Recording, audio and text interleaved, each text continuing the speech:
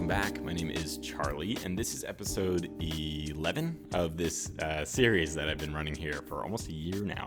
If this is your first time here, don't worry about it. You can totally jump in here and not be too lost. At least I think that's the case. This is the whole series so far has just been me going through an export of my Goodreads Want to Read shelf, line by line, and cutting things from it. So the goal was to make my list of almost 900 books, trim that down to something that's more useful, make my Goodreads Want to Read shelf an actual tool that I can use when I need to pick out a new book.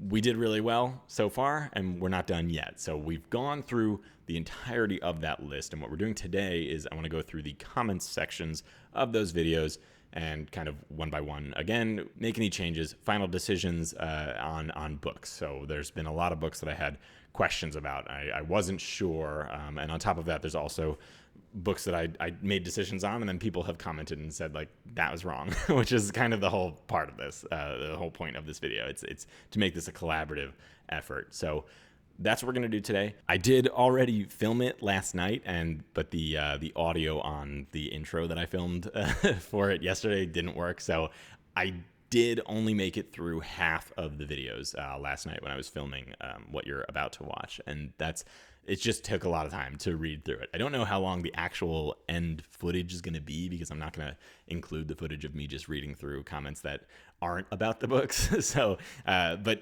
it took a long time to film. We'll see how long it actually is in the edit.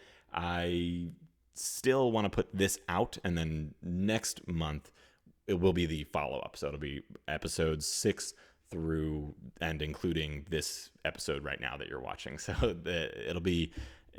we'll do that. We'll finish it next month. I just ran out of time filming. It was really late and I got tired. So anyway, that's what we're doing today. As always, if you have any thoughts on the decisions that I make today, please let me know in the comments. This is still an ongoing experiment, so feel free to have your voice be heard. And again, I will be addressing the comments in this video section in next month's video. So it's all still fair play. After next month's video goes live, my plan is that the following month will be probably the last video where we're going through any decision making. That one, my thought is that I will be going through a list of like authors and genres and things like that where I want to get into this author, but I just don't know where to start. And I'm going to make those final decisions in that video based off of comments that have been left by all of you. So that should be kind of how we wrap up the decision-making part of this list. And then there's a couple things that I want to do from there with all of you. So we'll see how all that goes. That's it for me for now. I'm going to let you dive into the video, and I will see you back here at the end. All right, let's get into it. I've taken us back to the Great TBR Cull Part 1, books 1 to 100. This was filmed in September of 2024. We're almost a year into this exercise, filming, trying to do at least one of these a month. That's crazy that it's almost been a year of working on this. That's a long time. Thank you for bearing with me through all of it so far, and for hopefully continuing to bear with me because we're not quite done yet. Here we are. I'm gonna scroll all the way down to the comments, and we're gonna get into it. Here's the first comment here, talking about how I said it's not zombie season just a week out from October. I think I meant it wasn't zombie season in my heart. Anyway, let's now come through the comments and find someone talking about a book. Here I see Karaz is saying you have to at least watch V for Vendetta. That's fair feedback. I think I agreed then. Yeah, I can commit to that. I'll watch it. I haven't yet, but I'll watch it. I don't think I'm in a rush to read it. I don't know. It's a classic. I probably should read the comic, but it just doesn't reach out to me. I think Sam Harrison has said that he highly recommends it, so maybe I will read it at some point. But I'm not going to put it on my list. If it happens, it happens. I'm not saying that I'm not going to read it by taking it off my list, but it's not on my short list, right? So it's going to stay off. I think that's fair. And let's just double check that it is off. Where is it? Yes, we took it off. All right, now we have our first Alvin comment. Fun to watch you go through this. Two of your cuts, The Curious Incident of the Dog in the Nighttime and The Life of Pi, are among my favorite books. I've read now a few books with Alvin, and I think that we have pretty similar tastes. He does go on to say that neither of them has any truly fantastical elements, but that they're well written. That's fine. Not being a fantasy book is not a deal breaker for me. So yeah, totally have no issue with that. Literary fiction is fine. Curious Incident, I think I have upstairs. I'm pretty sure I still have it. I might have gotten rid of it at some point in this year, but no, I'm pretty sure I have it. So I could see fitting that in. And Life of Pi, again, it's like I feel like it's a kind of a classic at this point. It's very well renowned. So, okay, both are worth reconsidering for your TBR. Alvin, I hear you. I will put them both back on. Let's see, The Curious, I just saw that one. Here it is. Okay, I'm going to put it back on my list. And Life of Pi, same deal. There we go. All right, here's one by Leeds Devil, another regular on this series. They found me through Hardy's books. How lovely. That's so nice. Let's see. So this was their first video, which is, I would agree, probably a weird introduction to me and to the channel, but I'm happy that you've stuck around since then. Let's see. So you said you want to implore me to reconsider keeping The Time Traveler's Wife on the list.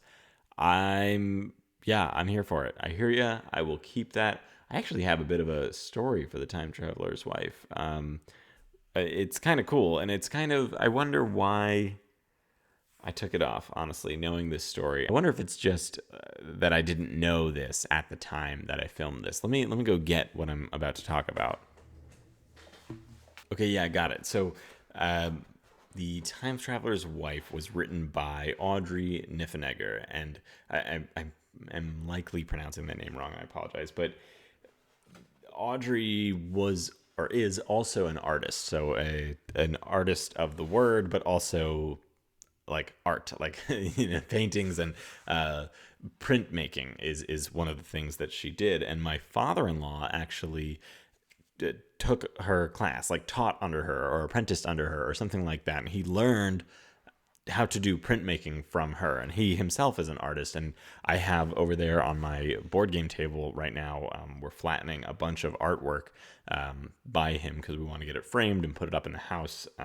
So the timing of this is actually pretty funny. So basically he studied under her, and this right here, maybe I'll put up another shot of it because it's not going to really show up in this tiny little window, but this right here this is her. This is Audrey Niffenegger in her mansion.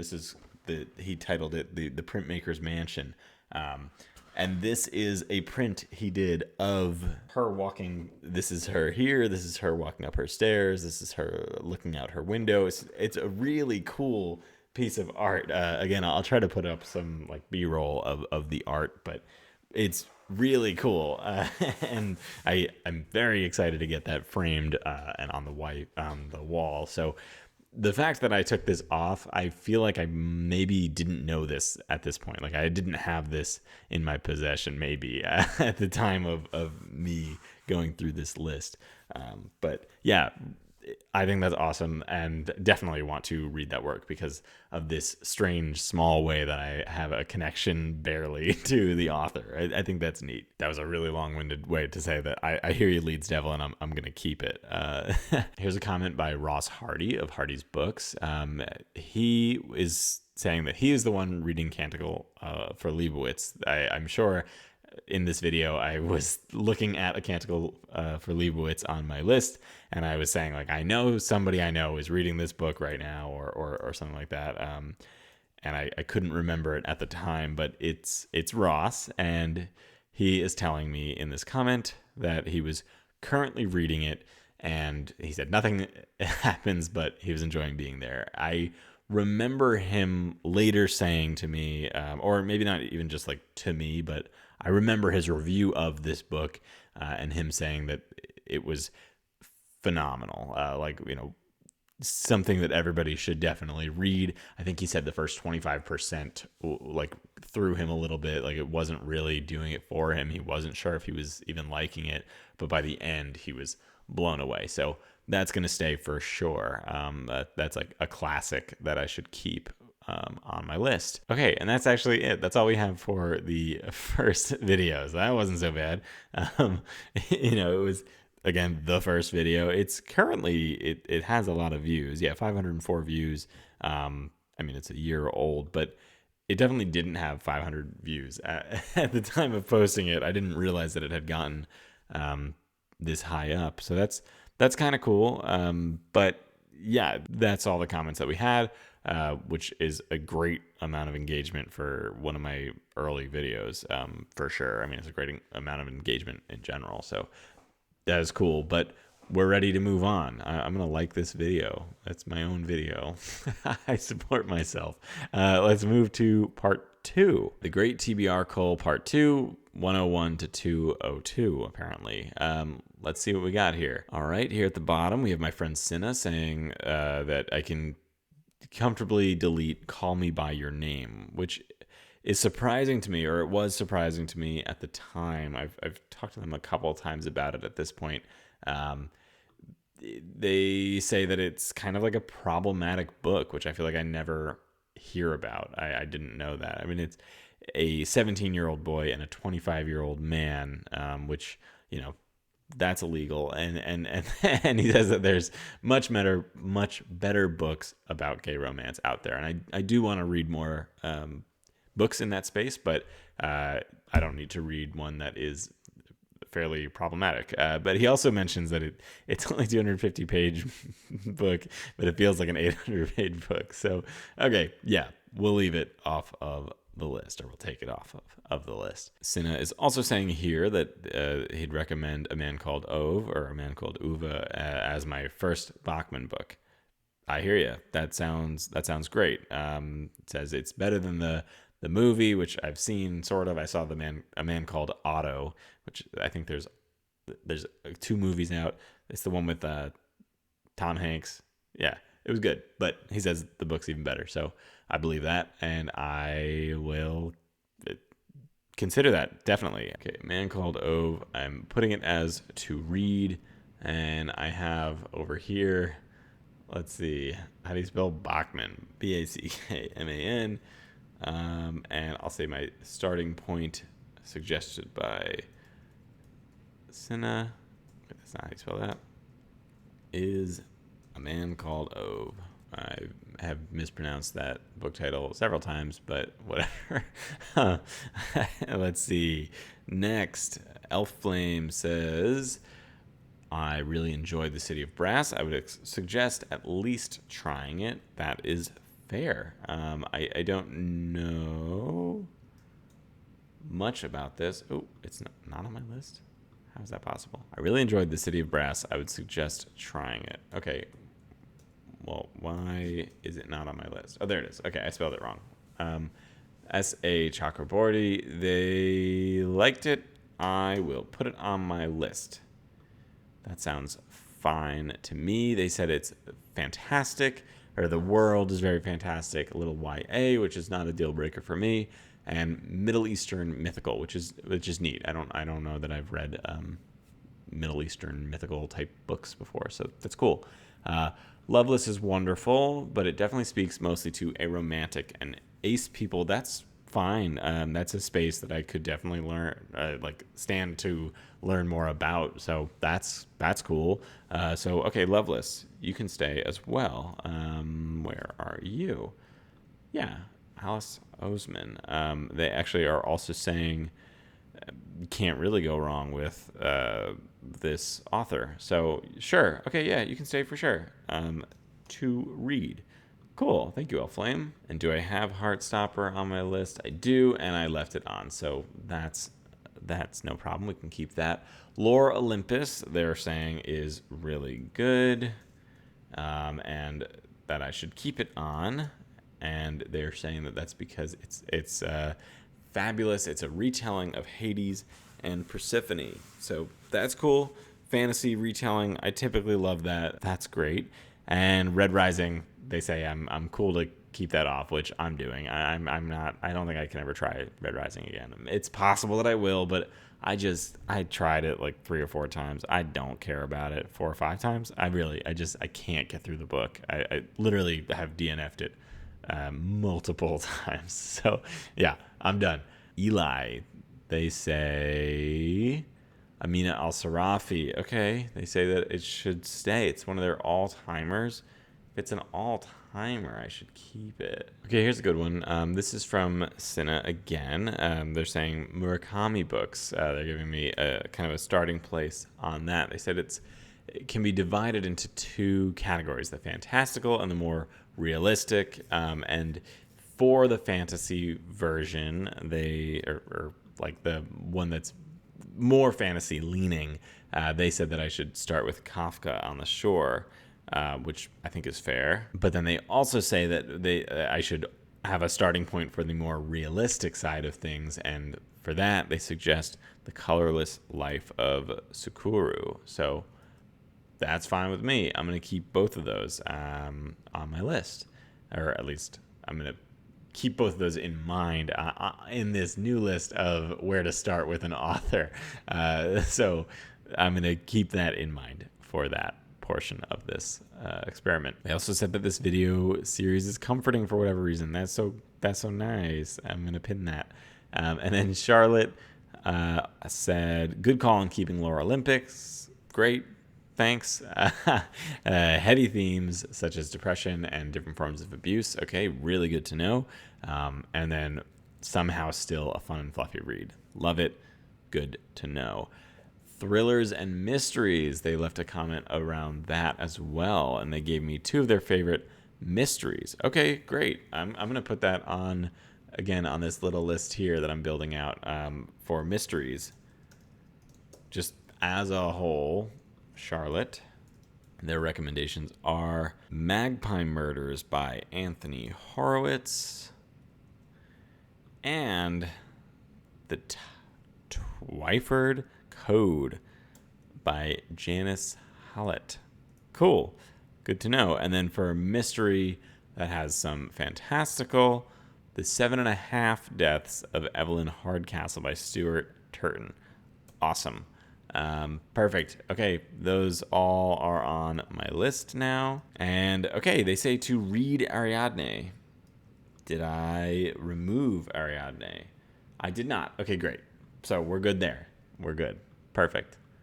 Okay, we're ready to move on to the third one. This is going swimmingly. TBR Cull, Part 3, 8 months ago. Lady Mair Reed says to start with Bloodsworn over The Faithful and the Fallen. That's really good to know. They also said if I don't read Gwyn by 2026, they will disown our friendship. That's fair, and I've got plenty of time because it's still 2025, so I've got time. You can hold me to this, Mair. You can hold me to that. I'm going to do that. I'm going to make it happen. And it looks like my list is already in the right place for that. For John Gwyn, starting with the Bloodsworn Saga, I have, what's it called? The Shadow of the Gods is marked as to read. And I have Malice, The Faithful and the Fallen, Book 1, not on my list. It's interesting, too, that they say Bloodsworn is easier to get into, but The Faithful and the Fallen is far better. Like Game of Thrones insanity better. That's really cool. But I do think Bloodsworn is where I want to start. Almost like I don't feel bad about saying that, partially because the covers are insane. I'm fine with a cover buy, a cover read. All that stuff is good. If you're new to Stephen King, read The Shining first. I am new to Stephen King. I will keep that in mind. Thank you, Rae.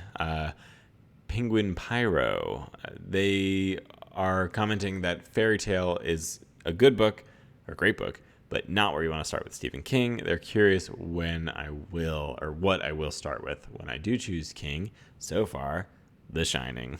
We'll see. Another one regarding King. Eli says they're not super well read in Stephen King, but they enjoyed The Outsider. Okay, not the best place to start. Okay. Uh, Full Dark, no stars. I felt like all the stories in it were either super predictable and basic. All right, good to know. Thank you. I actually just finished Mexican Gothic a few days ago. I liked it. Great. Okay, so Eli says Outsider and Mexican Gothic can be passed. I have taken them off of my list already, so we're good. Elf Flame again saying Fairy Tale is good, but you want to start with something else. And again, this is another vote for The Shining. They also don't think Gunslinger is a good place to start with King, so that's also really good to know. So we're good with that. And yeah, wait until I read more King before picking up it. That is fair. It's actually a super helpful comment as a whole by Elf Flame. So they're saying that they have read Mort, but that they think Guards is where Discworld really starts to get good, which is helpful because I think I typically think that I would like to start with Mort, but I do hear a lot of people suggest Guards over it. So it sounds like that probably is the right call for that one. They do say that I should also keep Shadow and Bone, and I think that's fair, and I think I agree with that. I want that on my list. I've thought about that several times actually. I did like the bit of the show that I've seen, but also I feel like it's one of the big series that I think I just want to have tried it, and I don't think they're very difficult reads because I think they do sort of lean, I think at least that they lean somewhat into the YA arena, which makes me at least think that they're an easier type of book to read. So I think it's fine. I want to keep that on my list. I'm going to keep that on my list. Solaris is already on my list. Okay. Great. Super helpful. I love this exchange here. I'm adding all the sci-fi classics you removed to my own TBR. I love that for you. Oh, here's a fun exchange. Danny is telling me that they followed me on Goodreads after this video, and I saw that they had followed me, and I saw that they had Bunny and Pachinko. They had read them, and they gave them 5 stars, and I was asking if they should be put back on my my TBR, and they said that they highly recommend Bunny if you're into weird fiction and don't feel the need to fully understand everything that's happening, and Pachinko if you're ready for a long, heavy, but well-crafted read. I don't know. I don't know, honestly, if I am ready for that. So I'm going to keep both of them off for now. I think that's fine, but yeah, good to know. I do think Bunny would probably be a very fun read based on the several things that I've heard about it, but I don't know if it's entirely for me. And Pachinko, I also think it's probably a really important book to have read. Like, it just feels powerful, and I don't know why it feels important to me, but I'm going to keep it off for now. Here's an interesting comment from Alvin. They're talking about Ready Player One, and they said that when they first read it, they loved it, gave it 5 stars, and then they read it again later on, and it was not that.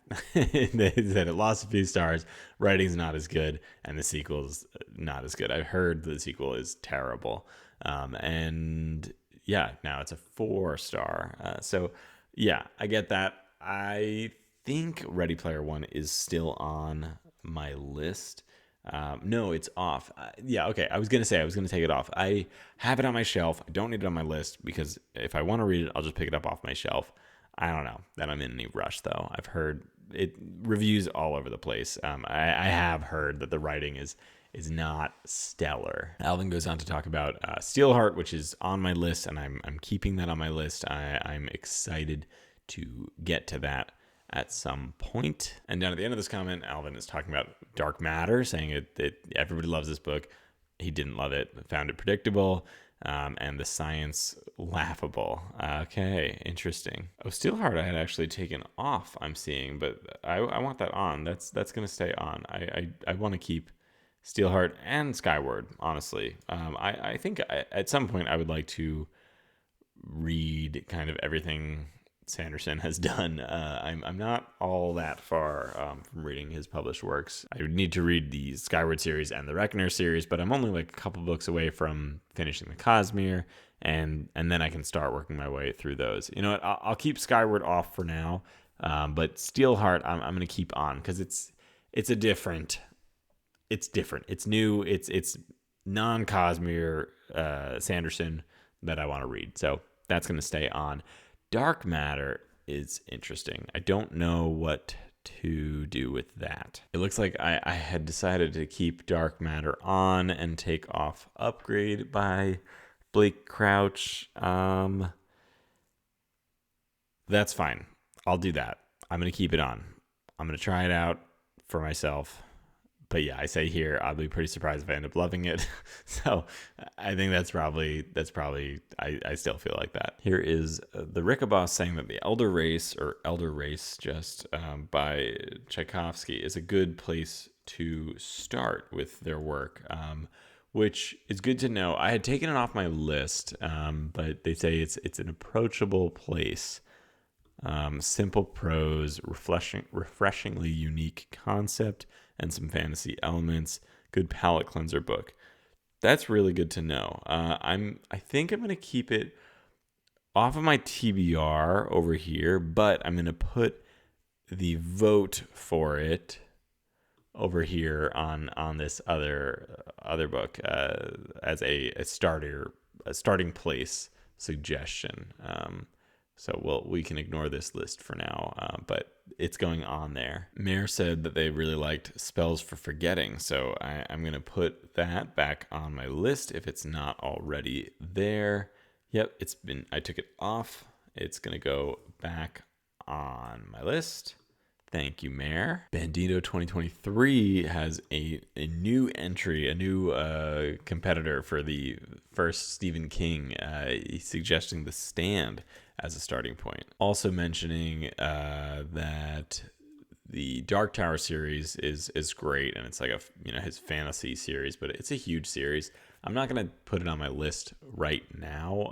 I think eventually I would really like to read it, but it's big and intimidating, so I'm going to keep that off for now. I remember this comment. I remember this description of the Dying Earth by Jack Vance. I have been sold on this book. The problem with it is that I cannot find this copy of The Dying Earth, and I want this copy of The Dying Earth. I found it at some point, but it was like $80 used somewhere, and I just can't justify it. Alvin made this book sound very, very good, and I'm very excited for it. At some point, I will pick that up. That's it for part 3. Moving on to part 4. Here's Mair yelling at me because I was bad mouthing The Will of the Many, but here she's also telling me that she thinks that I might like Islington's other works, and I would be interested in trying that out. I'm not sure if I took them off. I put a question mark for the Lycanus trilogy, The Shadow of What Was Lost, and I'll put it back on. For you, Mair, I'll put The Shadow of What Was Lost back on my list. But as I did that, I see I see Rachel saying she gave it like 2 stars and that it was boring. Oh boy. What do I do, people? This I'm gonna put it back as a question mark.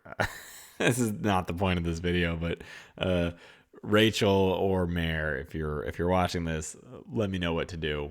Let me know what to do with Islington, with The Shadow of What Was Lost. The World Joy says that I should 1000% read Death Note. It looks like I must have taken Death Note off of my list, but they say put it back on. I'm going to listen to them, and I'm going to put it back on. They also said cutting Hunter x Hunter is a crazy move, so I do agree with them. It's not that I don't want to read it. I feel like there's other things I should get to first, but okay, I hear ya. I'm putting it back on. And they're also slamming me for removing Uzumaki. So, okay, all right, I hear ya. All 3 go back on. I'm fine with that. Those do all sound good to me. They're going on. Maybe I'm being too kind today, but that's fine. They're going back on. Here, Eli EQ8WI is telling me that Something's Killing the Children is really good. I believe I had kept it on, but they just said that I should definitely continue to keep it on.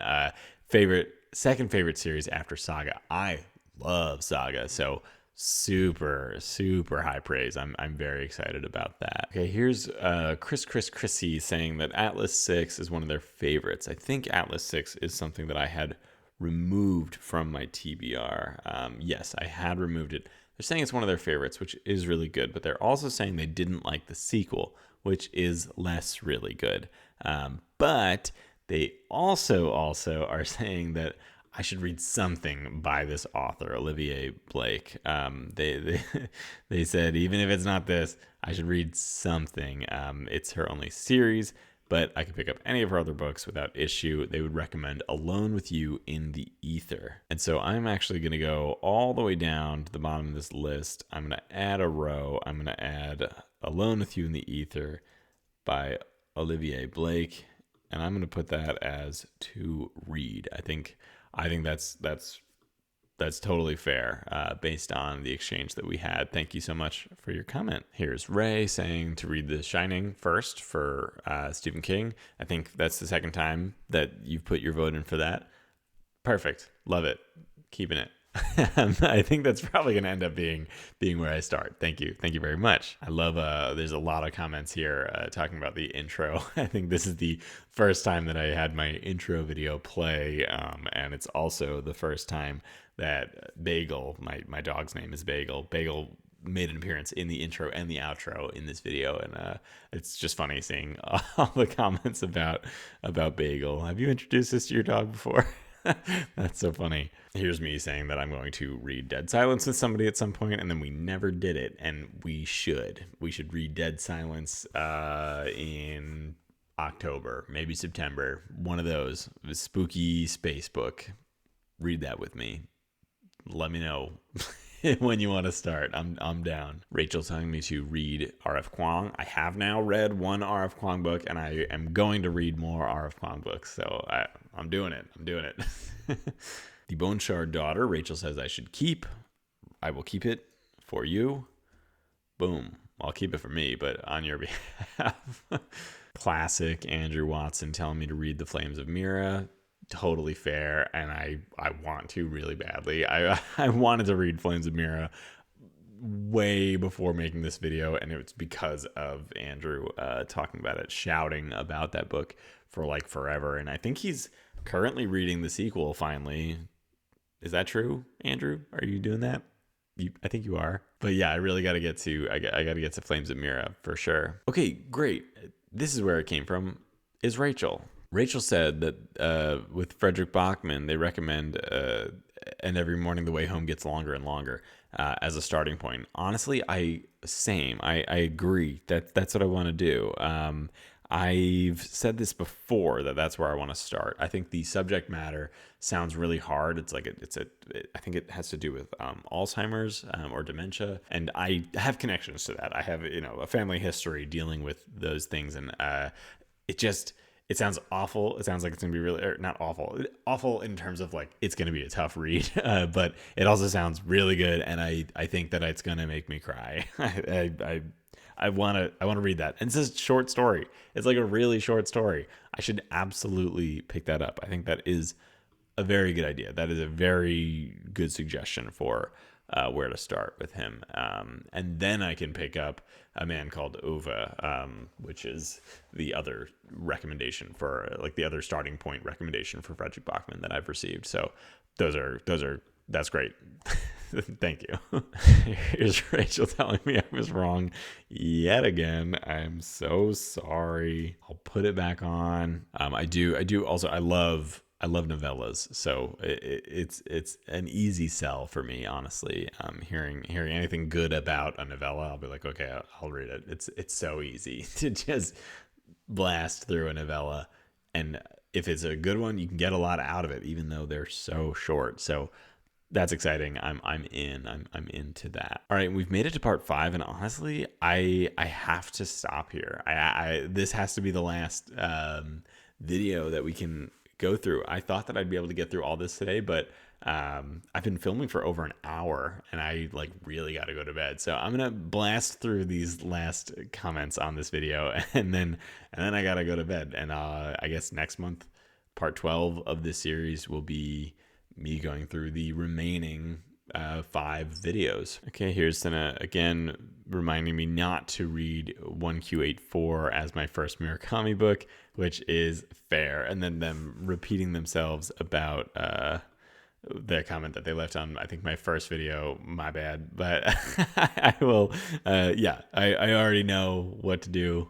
Thank you for that. Here is Rae telling me to put Priory of the Orange Tree back on my list. And honestly, I have to say, I'm not going to do it. I apologize, but I can't do it for that one. I believe the people that like this book. I believe that they like this book, but every time I read the synopsis, I don't get it. And they're huge. And I hear people say that they're slow, and I just can't do it. I don't know. Rae, if you can convince me to keep it or to put it back on my list in some way, I'll reconsider, but I just can't. I can't see myself picking that book up, I'll be honest. Okay, Charlotte telling me a little bit about The Maid and how that's fine to kind of remove from my list. At least that's how I'm taking that comment. And then also House of Salt and Sorrow. It sounds again like that's something that I could remove based on your review of that, which I think is fine. I'm curious if you have read any more of Aaron A. Craig's work yet since leaving this comment, because you had said that you were curious to see if they've evolved since this book. Curious about that. Under the Whispering Door, you said was disappointing after the warm hug of House in the Cerulean Sea. Wow, interesting. Okay. I had taken it off, and I guess I'll leave it off for now. Based on how much I loved House in the Cerulean Sea and its sequel, Somewhere Beyond the Sea, I feel like I would be surprised if I didn't eventually pick up Under the Whispering Door, but it's not on my short list. I have a couple things. Wolfsong, I think, actually is in my brain, at least. I think I would pick up Wolfsong before I picked up Under the Whispering Door for some reason. So I think eventually I'll probably get to it, but it's further down on my list in terms of what TJ Klune books I want to pick up. I'm actually not entirely sure which one I'll pick up next, but whenever I am in the mood for TJ Klune, I'll make that decision. I do love their writing, and I want to read more of their stuff. But yeah, okay, maybe not Under a Whispering Door next. And you are clarifying here that you're not saying not to read it, but that it's not as good as somewhere, well, The House in the Cerulean Sea, and that you might have just been grumpy when you read it, which I get that. That happens to me too. If I'm not in the right mood, even if a book is good, I'm not gonna like it. So I get that. Here's another comment about Priory of the Orange Tree from Danny. You can see at this point you have started your YouTube channel, I guess, because this comment's coming from Danny B Reading, which is that's fun to kind of see the timeline of events here. So you're saying you liked the religious dragon lore, but you could see why you'd opt to remove it. Okay, so you get it. Okay, that makes sense. I think I feel comfortable with my decision to remove it. So that's fine. I'm gonna keep it off. Oh, fun. This doesn't have to do with my actual, the video that you're watching, but this is them telling me that they picked up the Black Tongue Thief and liked it. And I know that they've also since read The Daughter's War. This is honestly, reading through the comments of old videos is such a fun little time capsule, especially since these are like in order chronologically, right? Going through the series, it's fun to, I see when you started your channel, I see when you read Black Tongue Thief, and this is before you read The Daughter's War. This is very fun. Uh-oh, Mair's yelling again. Okay, I made a mistake. Put Shauna Lawless back on my list. All right, okay, I hear you. There, it's back on the list. The Children of Gods and Fighting Men goes back on the list. I apologize for doing that wrong, but I did take it off because you rated it poorly. But now you're saying that you did enjoy it, and that book 2 is really good. So, all right, it's back on my list. Oh yeah, this is a cool one. This is Rachel telling me that I should put genderqueer back on my list, which I must have done already when you initially left this comment. This is cool because I had taken it off. It's like a graphic novel, and the graphic novel didn't really speak to me for whatever reason. But Rachel said she recommends the audiobook for this graphic novel, which is really cool, and it's 2 hours long. So I totally am keeping that on my list. I think that sounds really cool. We have a Ray Bradbury starting point recommendation. Okay, this one coming from Leeds Devil, who says that I should take one of two approaches: either a short story collection like The Illustrated Man, or Something Wicked This Way Comes. I think Something Wicked This Way Comes is going to be the one that I start with. I think that's a really good suggestion. And I also see that they're telling me a good place to start with Ted Chiang, possibly, which is the Stories of Your Life and Others, which I do own that short story collection by Ted Chiang. So I will keep that in mind as well, based off of your recommendation. Oh, and in this reply to Leeds Devil's comic, Elf Flame is also seconding Stories of Your Life. Really cool. It's they say right here, the source material for the film Arrival, which I have not seen, but I've heard good things, and I've heard that there's a cool twist, and I do think because there's a twist, I'd like to read it before I watched it, and that's being confirmed right here again by Leeds Devil. It's great that you haven't seen it. Okay, cool. Still worth a watch. Read it first. This was a great conversation. Super helpful. I appreciate that. Interesting. Okay, a new challenger approaches. Rosie Beaton is saying that they recommend a different starting point for Stephen King, The Institute, which is not one of the better known Stephen King books in my mind, at least. It's at least not one I think of when I think of Stephen King. That's for sure. So okay, I'll keep that in the running in this other list I have going on the side here. Here's Rachel telling me she thinks I will like Kings of the Wild, which I agree with. I'm very excited to get to that book. I'm glad that I kept it on here. And A Natural History of Dragons. Yeah, I'm very excited for that as well. That I have bought since watching this, or not watching this, since this video. I have purchased this book. I am excited to get to that. I just haven't picked it up yet, but I do really think it sounds fun. And I'm going to pin Cinna's comment here saying that this culling was ruthless. All right, we made it to the end of the comments on the 5th video. So I'm going to stop here. I'm going to film the outro a different day because I'm wiped. That's how I feel right now. That's me internally right in this moment.